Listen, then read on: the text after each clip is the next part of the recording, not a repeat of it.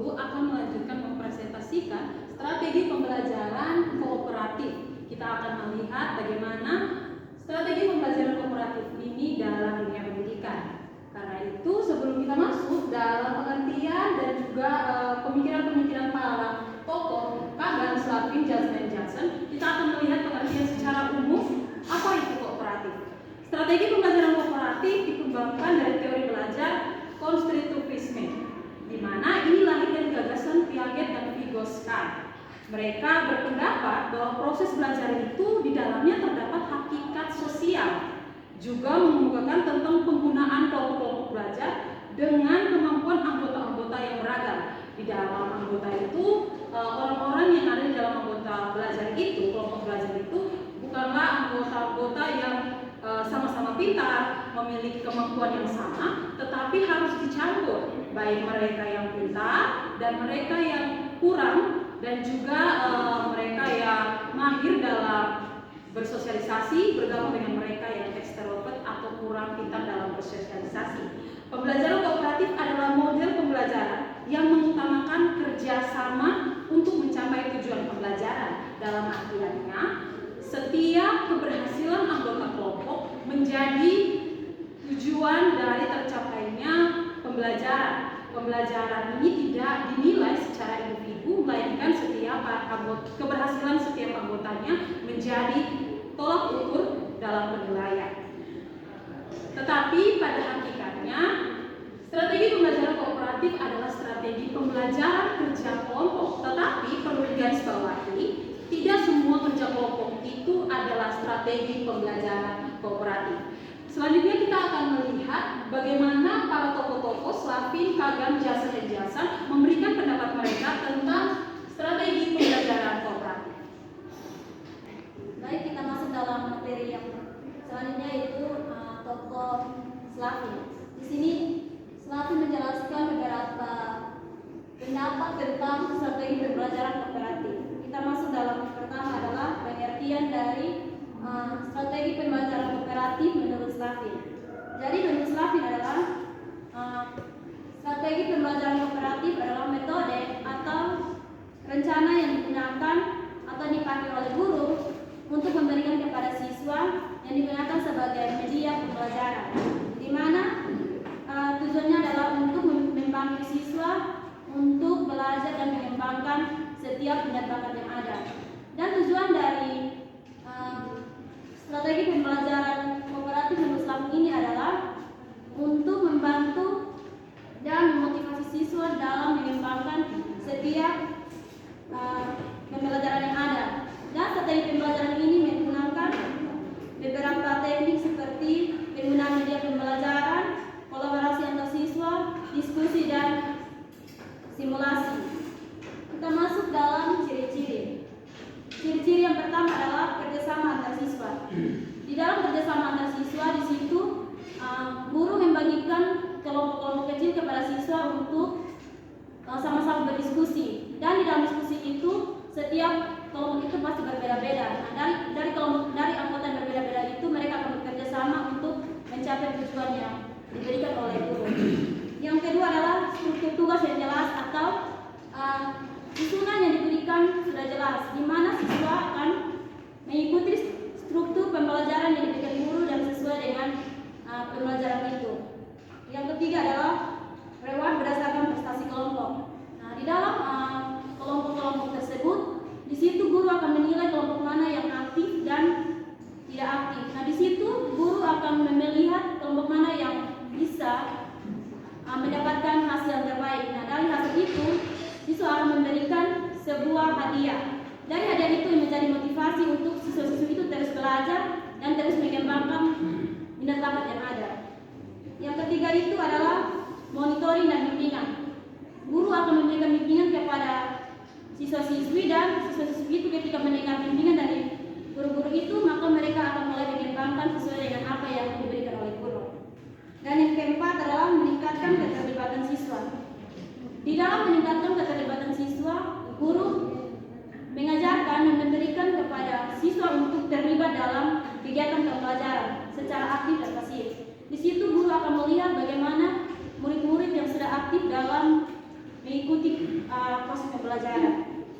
Yang keempat, mengembangkan keterampilan sosial. Nah, mengembangkan keterampilan sosial di sini adalah di mana ketika dalam proses pembagian kelompok dan diskusi, di situ mereka akan melihat bagaimana cara menghargai perbedaan pendapat. Karena di dalam setiap kelompok itu tentunya akan ada perbedaan-perbedaan pendapat yang diberikan. Nah, dari hasil perbedaan pendapat yang diberikan itu akan mengambil kesimpulan untuk mencapai tujuan. Kita masuk dalam materi yang ketiga dalam metode-metode pembelajaran.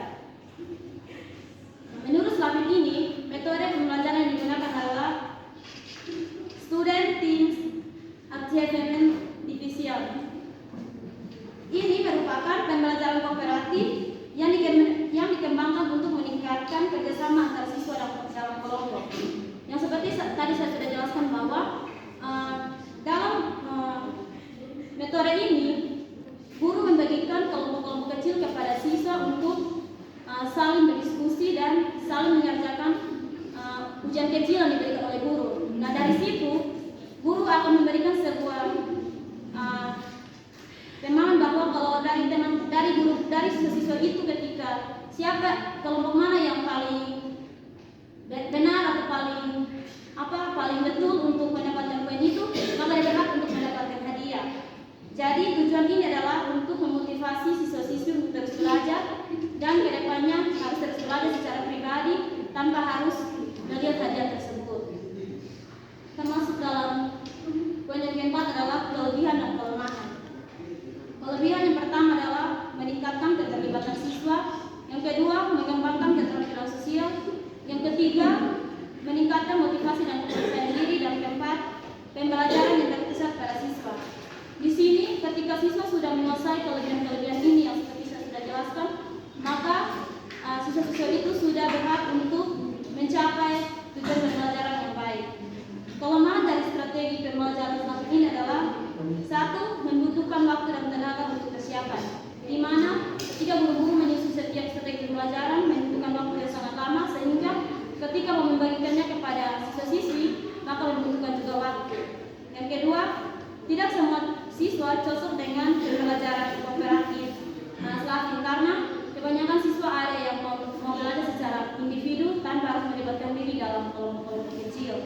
Yang ketiga adalah potensi terjadinya kelompok yang tidak seimbang, di mana dalam kelompok-kelompok yang diberikan oleh guru, tentunya tidak semua kelompok akan menerima anggota-anggota kelompok.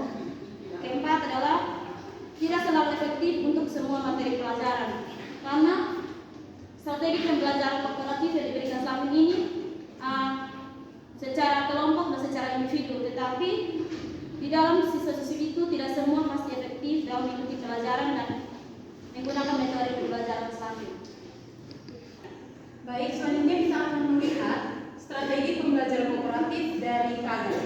Konsep utama dari pemikiran Kagan adalah ia berpendapat bahwa struktur khusus yang ia kembangkan direkam untuk meningkatkan interaksi positif siswa dalam kelompok. Kagan lebih menekankan kepada sifat atau pemikiran daripada kognitifnya sendiri, sehingga tujuan utama dari Kagan adalah untuk meningkatkan interaksi sosial antara setiap anggota kelompok. Yang kedua adalah ciri-ciri dari struktur dari strategi pembelajaran kooperatif Kagan. Yang pertama adalah kolaboratif, yaitu mendorong setiap siswa agar melakukan kerjasama. Yang kedua adalah integratif, siswa diajukan untuk lebih berinteraksi satu sama lain. Sinergis, yaitu mereka saling bekerja sama. Yang keempat, saling mendukung. Yang kelima, merangsang partisipatif aktif, karena yang kita ketahui bahwa dalam strategi pembelajaran kooperatif setiap anggotanya memiliki kelebihan dan kekurangannya masing-masing. Yang keenam, mendorong pertukaran informasi. Bagi mereka yang tidak tahu, harus memberikan informasi kepada teman-teman yang belum tahu. Yang ketujuh, keterlibatan semua anggota kelompok. Keaktifan setiap anggota kelompok menentukan keberhasilan dari kelompok tersebut. Yang ketiga, metode pembelajaran dari Kagan. Yang pertama, think, pair, share, di mana guru memberikan pertanyaan atau masalah kepada anggota kelompok. Kemudian anggota kelompok itu akan berpasang-pasangan memberikan pemahaman mereka atau jawaban mereka, dan kemudian mereka akan menyatukannya, dan kemudian mereka akan berbagi kepada teman-teman yang ada di kelas. Yang kedua adalah number head together atau kepala bernomor bersama. Guru memberikan nomor-nomor kepada setiap anggota kelompok, dan juga ketika setiap anggota telah mendapatkan nomornya, guru akan memberikan pertanyaan, dan bagi siapa yang nomornya disebutkan oleh guru, dia wajib menjawab pertanyaan yang telah diberikan oleh guru. Yang ketiga adalah jigsaw atau mengutip informasi. Dalam anggota kelompok, setiap anggota kelompok diberikan konsep-konsep atau tema-tema atau pertanyaan-pertanyaan yang berbeda. Kemudian setiap anggota kelompok itu akan disebar pada teman-teman kelompok yang lain yang memiliki pertanyaan atau tema atau topik yang sama, dan kemudian mereka akan saling bertukar informasi. Lalu mereka yang telah bertukar informasi akan kembali lagi kepada anggota kelompok mereka dan akan memberikan penjelasan kepada teman-teman kelompok mereka. Yang terakhir adalah round robin atau putaran, di mana guru akan memberikan pertanyaan dan setiap anggota kelompok wajib untuk memberikan pemahaman mereka atau jawaban mereka, dan semuanya itu akan terus berlanjut sampai anggota kelompok yang terakhir. Kita akan melihat kelebihan dan kelemahan dari struktur pembelajaran kooperatif KAGA. Yang pertama adalah kelebihan, mendorong kerjasama dan kolaborasi. Kita semua tahu bahwa setiap anggota kelompok itu mempunyai pemahaman, pemikiran, cara bersosialisasi yang berbeda-beda. Karena itu, KAGA berpendapat bahwa kelebihan dari strategi pembelajaran kooperatif KAGA adalah mendorong kerjasama agar mereka yang tidak tahu menjadi tahu. Yang kedua adalah merasa partisipasi aktif. Mereka boleh bersosialisasi, berpendapat secara bebas di dalam anggota kelompok, dan itu wajib dilakukan setiap anggota kelompok. Yang ketiga, meningkatkan motivasi belajar. Kalau kita belajar bersama-sama dengan orang-orang, pasti kita akan lebih semangat lagi dalam belajar. Yang keempat adalah mengembangkan keterampilan impersonal. Mereka terampil dalam berbicara, bersosialisasi, dan sejenisnya. Yang kelima, memungkinkan pemahaman yang mendalam. Jika pemahaman mereka kurang, anggota-anggota kelompok akan memberikan masukan atau pemahaman mereka, dan kemudian mereka akan mengutipnya bersama, dan tentu saja pemahaman mereka akan bertambah. Yang kedua adalah kelemahan, waktu belajar yang lebih lama. Karena setiap anggota memiliki keterampilan dalam menangkap sesuatu yang berbeda-beda, karena itu dalam memberikan pembelajaran akan memakan waktu yang lama.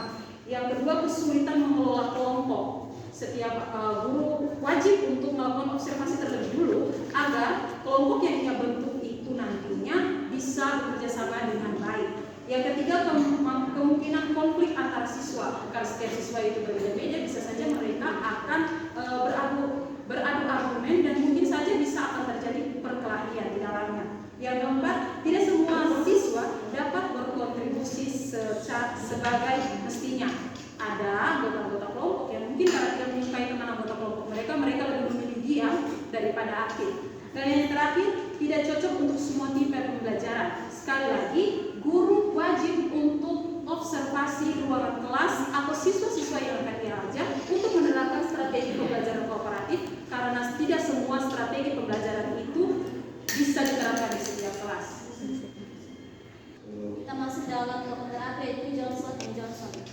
Di sini Johnson & Johnson berpendapat bahwa strategi pembelajaran kooperatif menurut Johnson adalah pembelajaran yang suatu pembelajaran pendekatan yang tersusun dan terencana yang diberikan secara sistematis untuk mencapai tujuan pembelajaran tertentu. Strategi pembelajaran ini dirancang untuk melibatkan siswa untuk aktif, adanya kerjasama, dan meningkatkan motivasi belajar siswa dan kerjasama dalam mencapai kegiatan sosial dalam proses pembelajaran itu. Kita masuk dalam poin yang kedua, yaitu ciri-ciri strategi pembelajaran menurut Johnson & Johnson. Yang pertama adalah mengutamakan kerjasama. Tentu pemikiran Johnson & Johnson sama dengan pemikiran Slavin, yaitu di mana di dalam ciri-ciri itu adanya kerjasama. Kerjasama itu melibatkan